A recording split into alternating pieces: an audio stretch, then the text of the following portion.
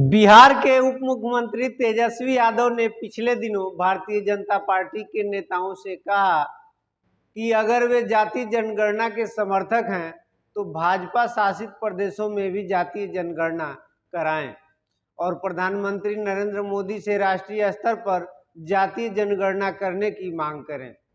तेजस्वी ने भले ही यह मांग कर दी हो, लेकिन ऐसा लगता है कि भारतीय जनता पार्टी का केंद्रीय नेतृत्व जातीय जनगणना के पक्ष में नहीं है। ध्यान रहे कि अंतिम राष्ट्रीय जातीय जनगणना 1931 में कराई गई थी और यह अधिकार केंद्र सरकार का ही माना जाता है। मुख्यमंत्री नीतीश कुमार भी लंबे समय से जातीय जनगणना करने की मांग करते रहे हैं और यह भी कहते हैं कि अभी चूंकि आम जनगणना नहीं हुई है, इसलिए जातीय जनगणना को आम जनगणना के साथ कर लिया जाए।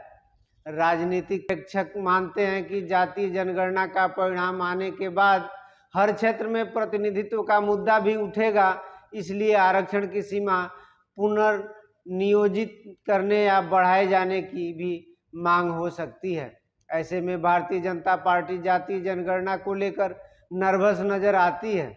बिहार में जातीय जनगणना पर जब पटना हाई कोर्ट ने रोक लगाई थी तो भारतीय जनता पार्टी के नेताओं का उत्साह देखा जा सकता था, क्योंकि इससे उन्हें नीतीश कुमार सरकार पर हमला करने का मौका मिल गया था।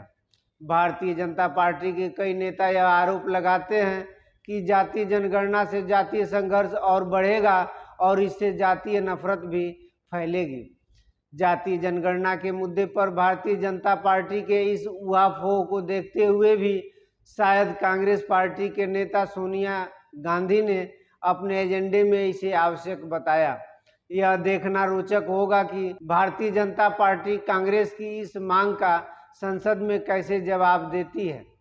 सरकार अगर इस मुद्दे पर जवाब नहीं भी दे तो यही माना जाएगा कि भारतीय जनता पार्टी जातीय जनगणना के समर्थन में नहीं है।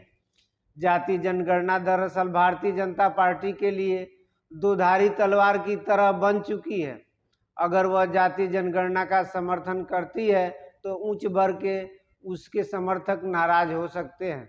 दूसरी ओर अगर वह जातीय जनगणना का विरोध करती है तो ओबीसी वर्ग उसके खिलाफ जा सकता है। इस मामले में राष्ट्रीय स्वयंसेवक संघ का रुख भी भारतीय जनता पार्टी के निर्णय को प्रभावित करेगा।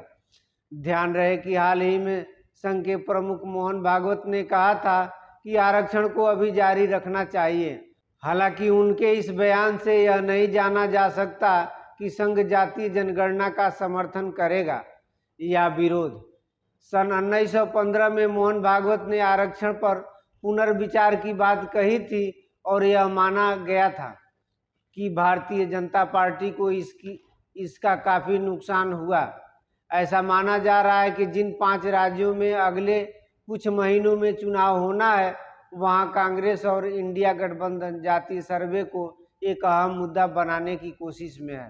भारतीय जनता पार्टी इस स्थिति से कैसे निपटती है, इसका कुछ अंदाजा संसद के विशेष सत्र में होगा, जब कांग्रेस द्वारा इस मुद्दे को उठाने की कोशिश की जाएगी। आज की खबर आपको कैसी लगी कमेंट जरूर करें, साथ ही चैनल को सब्सक्राइब कर बेल आइकन को जरूर दबाएं और देखते रहें भारत चक्र न्यूज। नमस्कार।